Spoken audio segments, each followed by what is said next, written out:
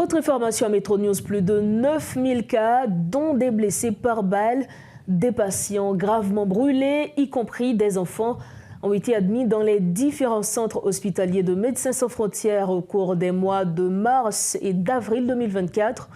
Cette situation a provoqué une rupture de stock en matériel médicaux, selon le chef de mission Jean-Marc Biquet. À raison de la fermeture des ports et de l'aéroport, MSF n'a pas été approvisionné depuis la mi-mars. Si aucune solution n'est retrouvée dans les 2 prochaines semaines, MSF prévoit de réduire ses opérations dans la capitale et dans les villes de province. Plus de détails à travers cette interview réalisée par Rodolphe Yarluy avec le chef de mission Jean-Marc Biquet.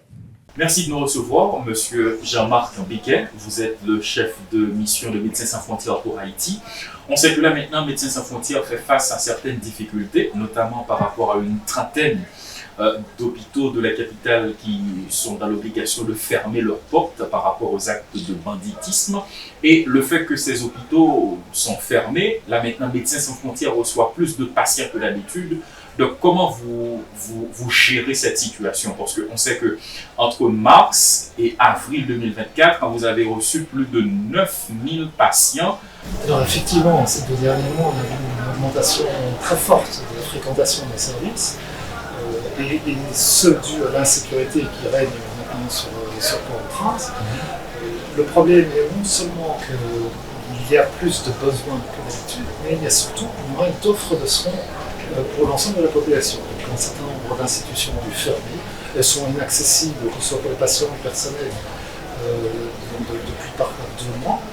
Et tout le monde, que ce soit Médecins sans frontières ou toutes les autres structures médicales, sont confrontés au même problème d'approvisionnement en médicaments et en matériel médical.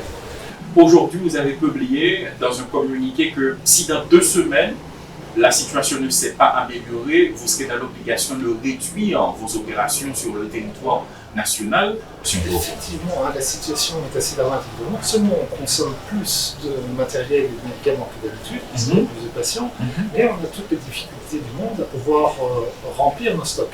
Le port, l'aéroport sont fermés, c'était les voies d'entrée pour notamment les médicaments. Il faut qu'on trouve d'autres solutions. Et donc c'est ce à quoi nos équipes qui s'occupent de l'approvisionnement s'occupent, sachant qu'il faut arriver à importer ces choses-là. Donc pour le moment, on essaie via la République dominicaine. Vous savez que les relations entre la République dominicaine et Haïti ne sont pas nécessairement au niveau fixe. Donc c'est beaucoup de démarches, de négociations en cours. Et après, il faut que tout ce qui est procédure douanière puisse être faite dans les temps. Et avec parfois des administrations qui sont elles-mêmes perturbées à cause de l'insécurité, ça devient très difficile d'obtenir des autorisations d'importation. Donc là, est-ce que vous avez déjà entrepris des démarches administratives auprès des autorités étatiques, des autorités aéroportuaires, afin de trouver une solution par rapport à cette crise? Alors effectivement, on est en train de discuter avec tout interlocuteur qui veut bien nous entendre sur ces difficultés auxquelles on est confronté. On reçoit une acceptation que le problème est à résoudre. Maintenant, il faut que ça suive en acte et que donc toutes les procédures douanières puissent être accélérées. Face à une situation exceptionnelle, il faut que l'on puisse obtenir une facilitation de toutes ces importations. Et je parle pour Médecins sans frontières, parce que je représente Médecins sans frontières, et je sais que l'ensemble des structures sanitaires d'Haïti sont confrontées à exactement le même problème. Est-ce que vous recevez également des cas comme diabète, tuberculose, hypertension, tout ça? Effectivement, nous avons sur Port-au-Prince même 2 centres d'urgence, l'un à Brouillard et l'autre à Turgeon, qui reçoivent tous malades blessés graves. Et donc notre travail c'est de stabiliser, éventuellement leur permettre de pouvoir rentrer chez eux avec le traitement nécessaire, ou les référer vers d'autres hôpitaux. Donc parmi ces patients, on reçoit des gens qui souffrent d'hypertension, de diabète, d'asthme, de toutes sortes de pathologies que l'insécurité n'augmente pas, mais les gens continuent à être dans les mêmes problèmes. Donc là maintenant, si dans 2 semaines, il n'y a pas une solution par rapport à cette situation qui déjà se présente comme une situation de crise en ce qui concerne les matériels médicaux, donc vous serez dans l'obligation de réduire vos opérations.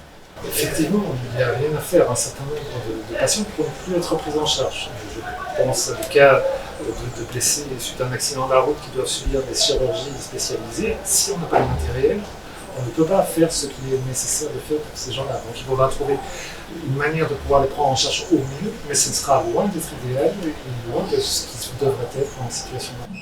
Et voilà, amis téléspectateurs, c'était le chef de mission de Médecins sans frontières pour Haïti, Jean-Marc Piquet, qui présentait la situation de ce centre hospitalier qui est réparti dans toute la zone métropolitaine de Port-au-Prince, et que ce soit dans la capitale ou dans les villes de province. Donc là maintenant, Médecins sans frontières est confronté à une situation difficile, l'approvisionnement en matériel médical.